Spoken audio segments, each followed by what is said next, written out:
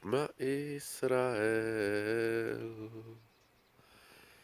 Adonai Elohim, Adonai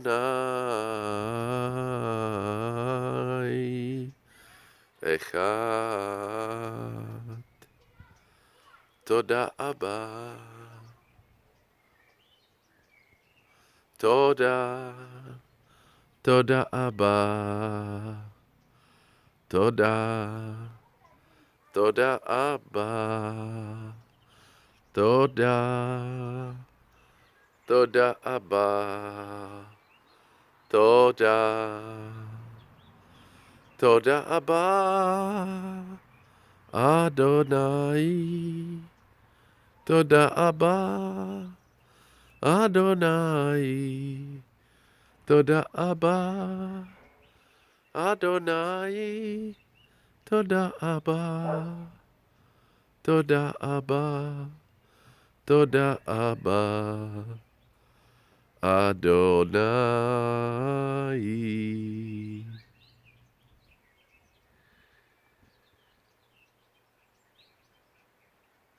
What a beautiful day the Lord has gifted today. What a wonderful day the Lord has given today. To be waking up to another day today. What a wonderful way to be loved every day. What a beautiful day it is to be loved every day. Feeling the sun's warmth and bright light ray. What a wonderful day it is to be breathing today. As the birds are singing and we are rejoicing today all the way. What a beautiful day it is to be alive today. What a blessing it is to be loved just today. What a wonderful God that we serve every day. He is greater than all of the creation. He never gives up on us through frustration. He is faithful and patient, a loving parent. What a wonderful day to be God's child every day, every day. What a beautiful life to be loved by God today as every day. Today in the evening will be the eve of Shabbos, so Shabbat Shalom, though the stars are not yet in the sky, evidently in this afternoon, and our spontaneous meditation prayer awoke us to a glorious, marvelous, splendid day filled with incredible blessings that you have to be blind as not to see. The pear tree here, as well as the blackthorn, is in full bloom for a while. Now the pear tree is actually truly in full bloom, And that too is just so magnificent, such a beautiful, beautiful sight. See how the light plays in some of the petals, letting them look bright white, and some of them are here more in the shade, and they look a little off-white maybe, not as bright, not as blinding bright. They're still the same color, or different but similar enough to be considered the same color. And this is not an optical illusion, this is a reaction, a reflection to light. But we talked about these things before. The pear tree has been blooming, some not this fully, but quite some. And this bush has been the first of the blackthorn bushes, whitethorn, well, the blackthorn bushes that ever in this yard bloomed. And now, over there, all of these are also blackthorn with that white crown. And look at that splendor. Look at that magnificence. How come that over there, this sea of white dancing reflection in the light appeared overnight today, which is an incredible blessing, and it feels just marvelous. I can't even describe to you how blessed I feel by this sight, by this wonderful, joyous sight of spring. I can't describe to you, but my faithful audience will know that those bees and bumblebees humming and buzzing behind me, oh, it's just such a blessing. I got tears in my eyes from the happiness, seeing nature coming back alive.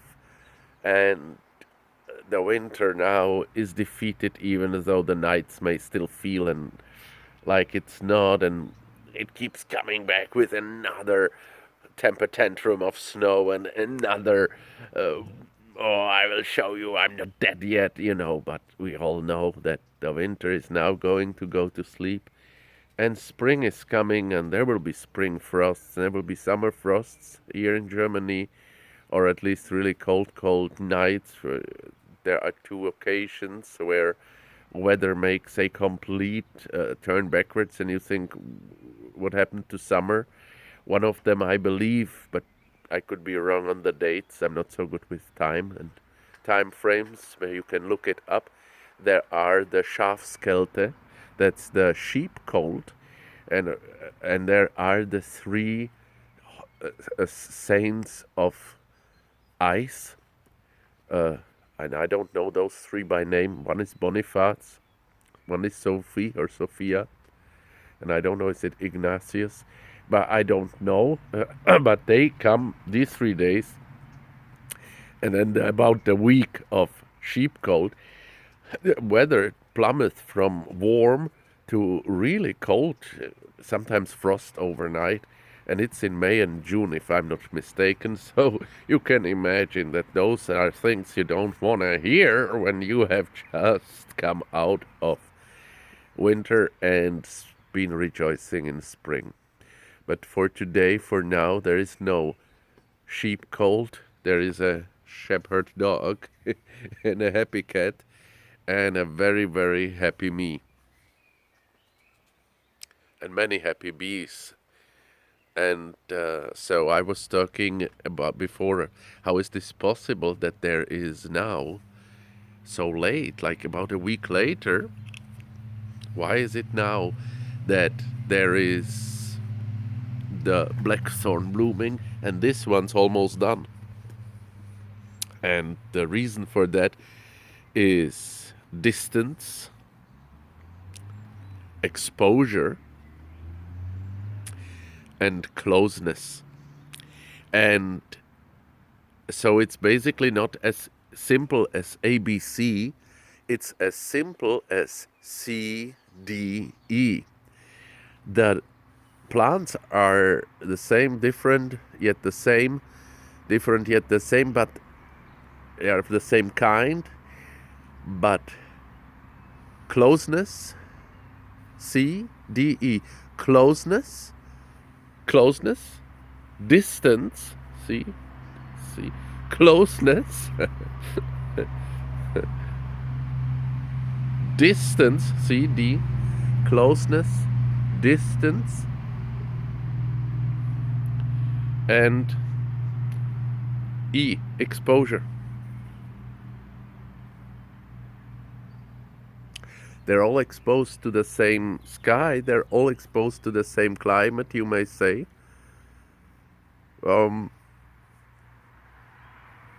They are and they are not. You will say, oh, is there a different soil where this one grows? No, it's the same soil. Actually, the soil here is a little poorer because the large pear tree behind me is taking all the roots go very deep, so that white thorn should be later. Black thorn. Damn it. That black thorn should be later. So how is it possible? How is it possible? How is it possible? CDE. Closeness, distance, and exposure. And I'm going to start with closeness. This bush is very close to the house. These bushes are a distance away of the house. And so there is a difference of closeness to the house, the distance to the house, and thereby the exposure of the elements. And for that I will change the perspective so you can actually see with your own eyes the difference and the similarities, and thereby the reason.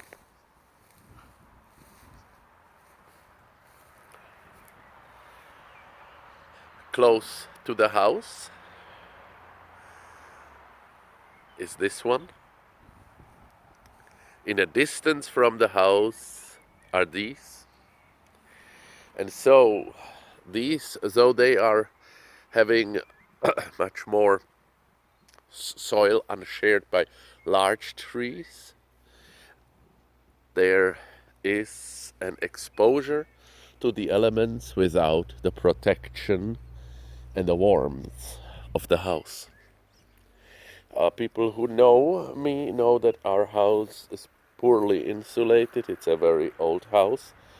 Thankfully, what's behind the pear tree, where those electric things are, this used to be a electric transformation house built in the year 1950, not just the 1950s.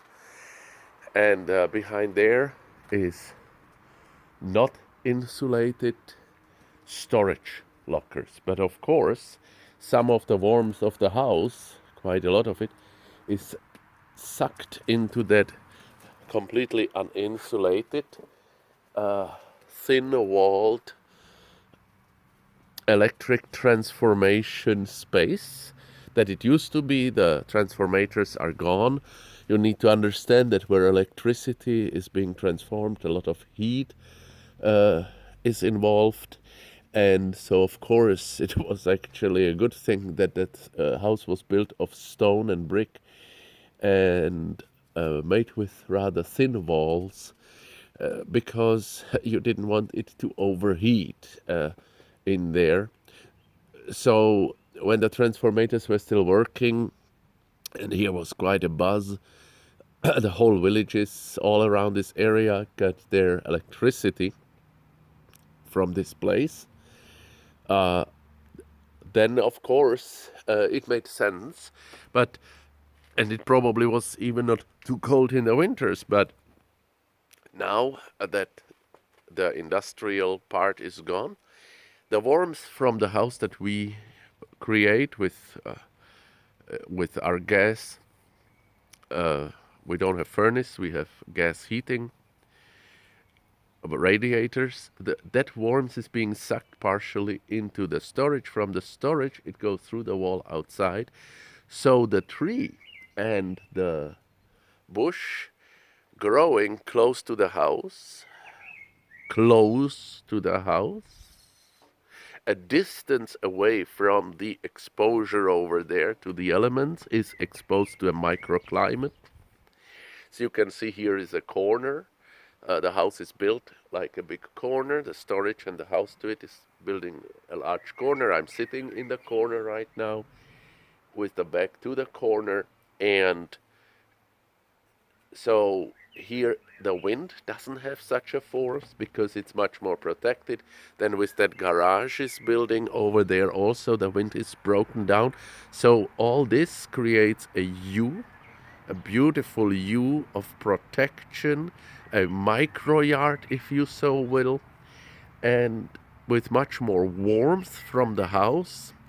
And that is the reason that when something is closer to the house, a greater distance away from the exposure to the elements, though maybe some of the experience may be a little less rich, because the soil may not be perfect here, and because the stone house, of course, also creates a sort of a reduction of space. It is a boundary. It is a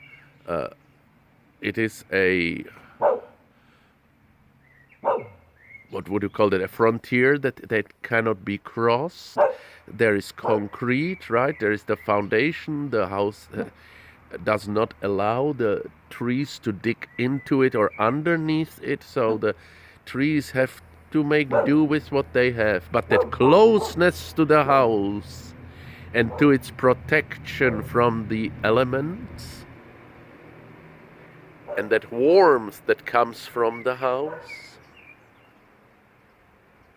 and that stability that the house thereby provides, because the house is unchanging,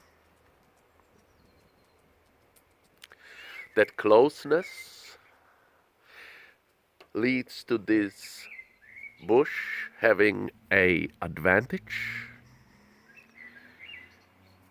And what may look like hardship is now a blessing. It's the structure, it's the protection of the house that this bush is growing in close proximity to. The distance to the exposure to the elements, that loss of freedom, as you might think it is, becomes a tactical advantage for the warmth that is received from the house.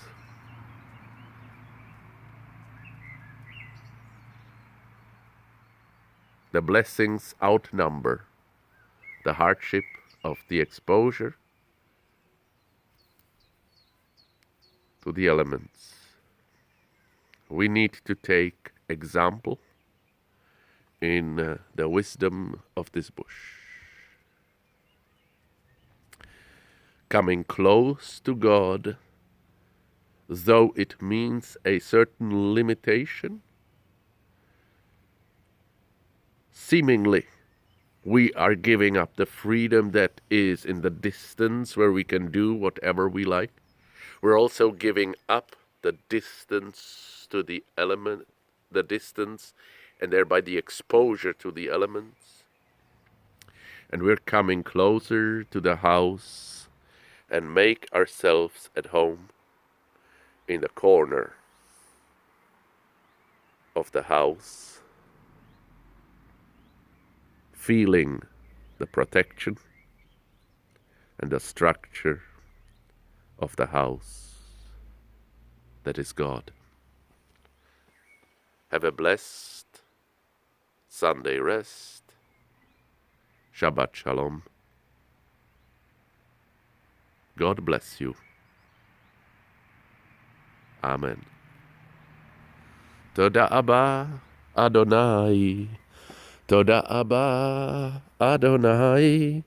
Toda Abba Adonai. Toda Abba Adonai.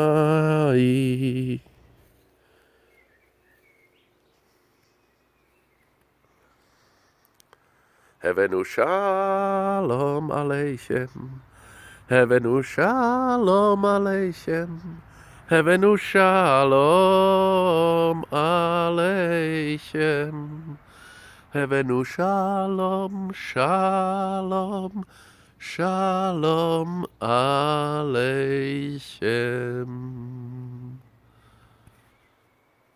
Amen.